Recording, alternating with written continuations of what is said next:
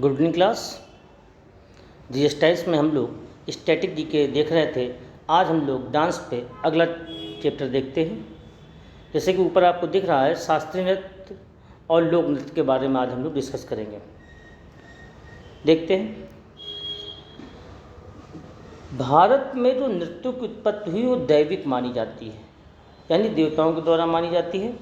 भगवान शिव का जो नटराज का रूप है जो आपको स्क्रीन पर दिख रहा है, इसमें 108 प्रकार के नृत्यों का सर्जक माना जाता है। यानी शिव का जो तांडव था उससे 108 प्रकार के नृत्यों का सर्जक माना जाता है, और तांडव शिव जी का सबसे प्रमुख नृत्य होता था। आपको बता दें कि द्वितीय शताब्दी ईसा पूर्व एक रचना लिखी गई थी, नाट्यशास्त्र।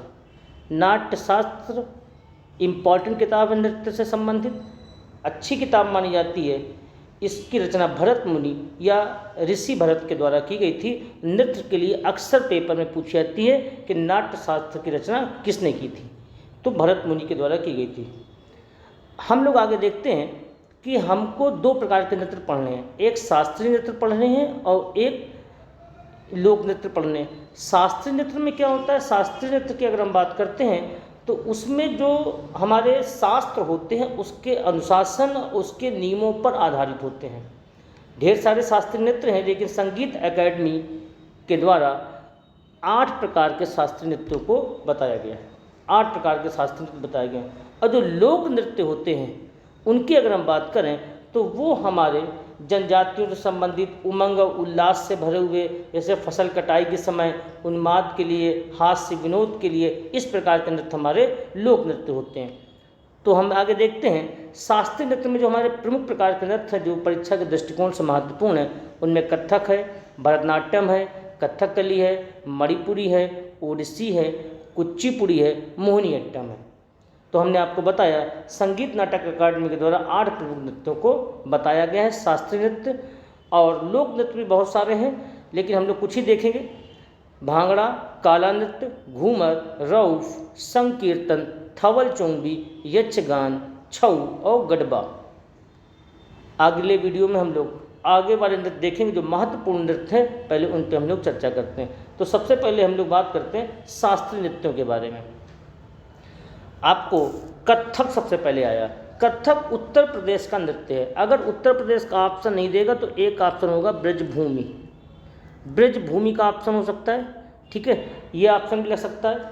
अगर कभी घराना पूछ ले किस घराने संबंधित, तो जयपुर घराना, बनारस घराना, लखनऊ घराना। यानी उत्तर प्रदेश में जयपुर, बनारस और लखनऊ घराने से संबंधित है। इसकी सबसे खास बात होती है ज्यामिति विधि पे आधारित होता है। ज्यामिति विधि का मतलब होगा जो पद संचालन होते हैं, पद संचालन इसकी प्रमुख स्थितियां होती हैं, ठीक है। कथक के जो विशेष यंत्र होते हैं उनमें तबला और सारंगी के माध्यम से इस नृत्य को पूरा किया जाता है। एक क्वेश्चन इसका और पूछा जाता है कि इसके प्रमुख नर्तक कौन से थे, तो बिरजू महाराज थे, अच्छन महाराज थे, बिंदादीन थे। बिंदादीन, अच्छन महाराज, बिरजू महाराज। अगर आप इसको जोड़ दो तो आप जोड़ सकते हैं कि बिरजू बिंदा अच्छी कथा बाँचते हैं, बिरजू बिंदा अच्छी कथा बाँचते हैं। तो कथक से बिरजू महाराज, बिंदादीन महाराज और अच्छन महाराज।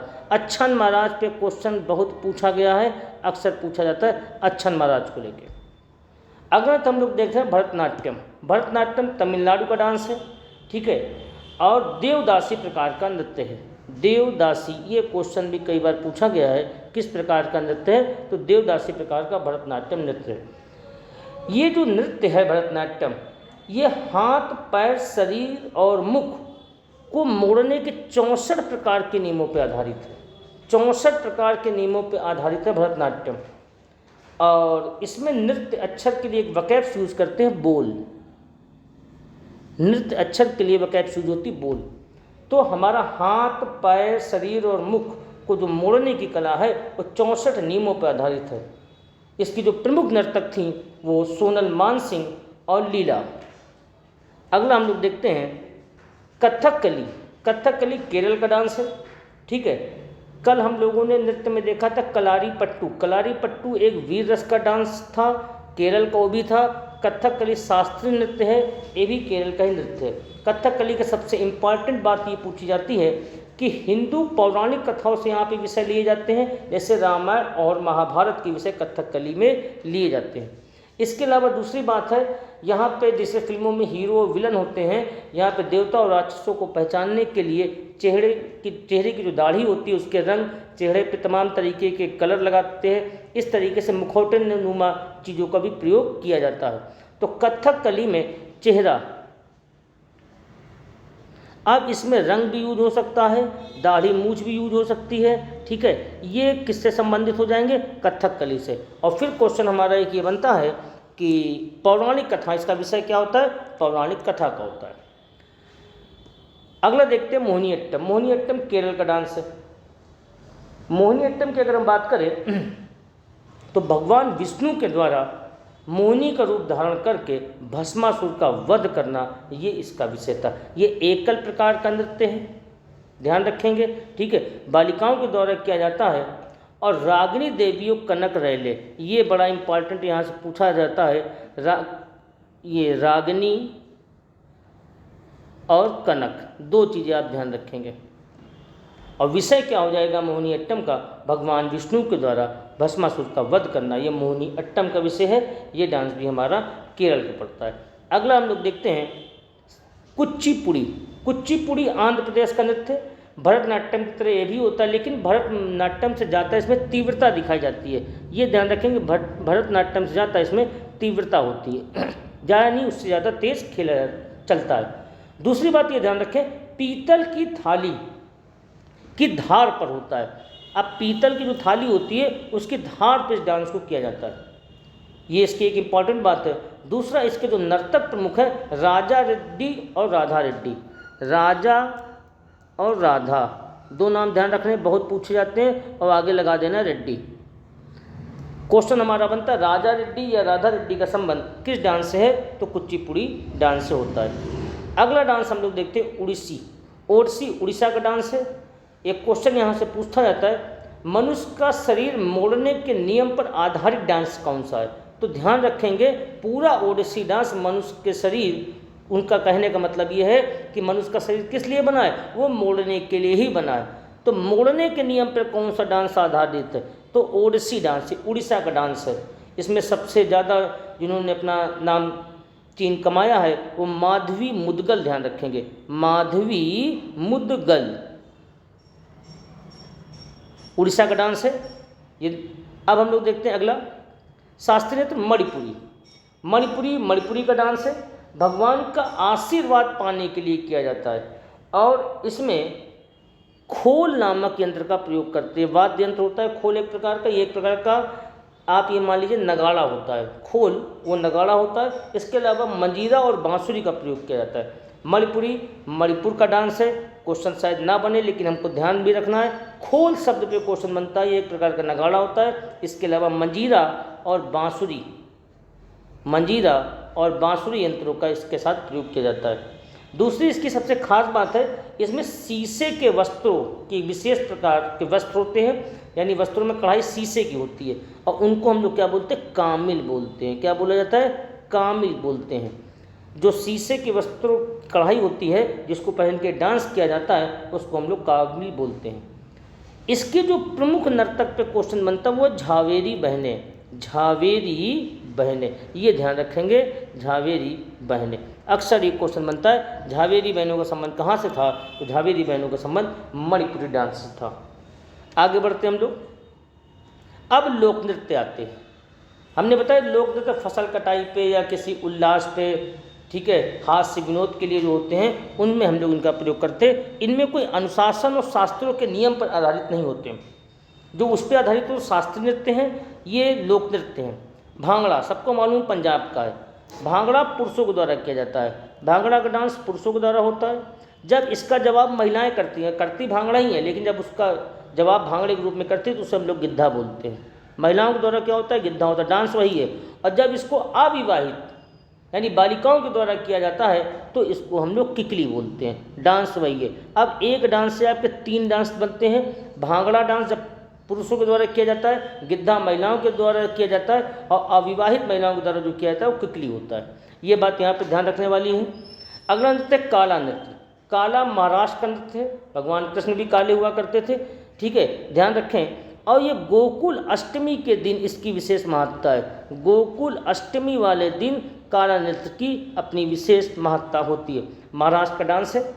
घूमर की बात करते हैं। घूमर राजस्थान का डांस है, लिखा हुआ है। मांगलिक कार्यक्रमों और उत्सवों के अवसर पर इसको किया जाता है। अब घूमर नाम कैसे पड़ गया इसका? घूम घूम के किया जाता है, इसलिए इसका नाम घूमर पड़ गया। घूम घूम के करने के कारण इसका नाम घूमर पड़ता है। अगला हम लोग देखते हैं रऊफ। रऊफ जम्मू कश्मीर का डांस है।